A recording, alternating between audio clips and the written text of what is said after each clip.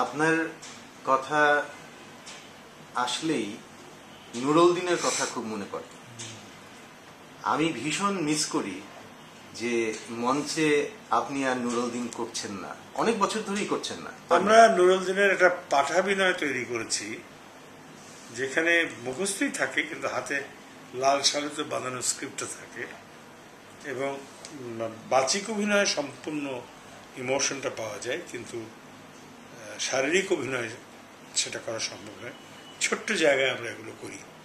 এটার কারণটা হচ্ছে যে কাব্যনাটক হিসেবে আমি মনে করি যে নুরুল দিন আরো অনেক দিন বাঁচবে এবং বস্তুতপক্ষে সৈয়দ শামসুল হক যিনি লিখেছিলেন তিনি তো বলেনি যে নুরুল দিন 100 বছর পরে নুরুল দিনকে আবিষ্কার করবে মানুষ। তো এটা আমরা করে যাচ্ছি, আমরা এর মাঝে করলাম একটু ছোট হলে, এরকম আমাদের ইচ্ছা আছে করে যাওয়ার। মঞ্চ নাটকে আপনি যতগুলো নাটকে অভিনয় করেছেন, আপনার কাছে কোন চরিত্রটিকে অভিনয় করে সবচেয়ে বেশি আপনি? আমার সবচেয়ে প্রিয় চরিত্র হচ্ছে গ্যালিলিও। কারণটি কি? কারণটি আমার নিজের জীবন দর্শন এবং গ্যালিলিওর জীবন দর্শনের মধ্যে অনেক মিল খুঁজে পাই। অতএব আমাকে কোনো অভিনয় করতে হয়নি, সব ভেতর থেকে এসছে।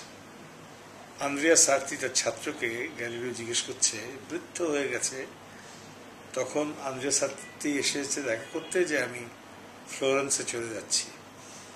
তখন সে এটা রিভিল করে যে ডিসকোর্সি লেখা আমার শেষ।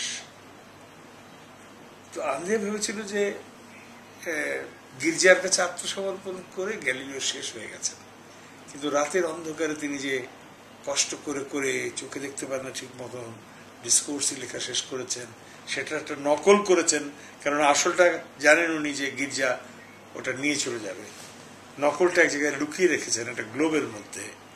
এই জায়গাটা এসে ব্রেস্টের লেখা অনুযায়ী হয়তো সত্য নয়, হয়তো এইখানটায় প্লে রাইটস লিবার্টি ব্রেস্ট নিয়েছিলেন, এইখানটায় আর কি কিছু কথাবার্তা আছে যে গ্যালিলিও বলছে আচ্ছা কি, হ্যাঁ, রাতের অন্ধকারে জেগে জেগে আমি আমার শারীরিক কষ্টকে সম্পূর্ণ অবজ্ঞা করে একটা একটা করে পাতা লিখে লিখে ডিসকোর্সি শেষ করেছি।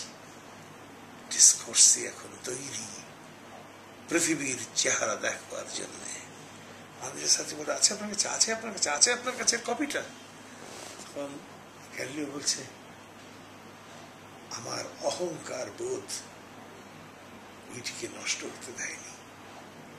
তুমি শুনে হয়তো আশ্চর্য হবে যে আমি আরো একটু কষ্ট করে ওই ডিসকোর্সের একটি নকলও তৈরি করেছি।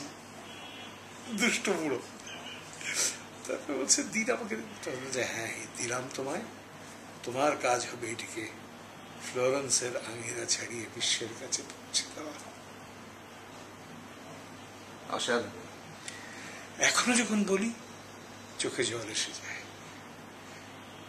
তারপর বলছে আন্দ্রিয়া বলছে চাচা আপনি কেন এইভাবে আত্মসমর্পণ করলেন গির্জের কাছে? বললেন বাঁচবার জন্যে, কেননা আমাকে তো একসময় ডিসকোর্সে লিখতেই হতো, আমাকে তো বলতে হতো বিজ্ঞান আসলে কি। বিজ্ঞান হচ্ছে গিয়ে সন্দেহের মাধ্যমে সত্যের অনুসন্ধান,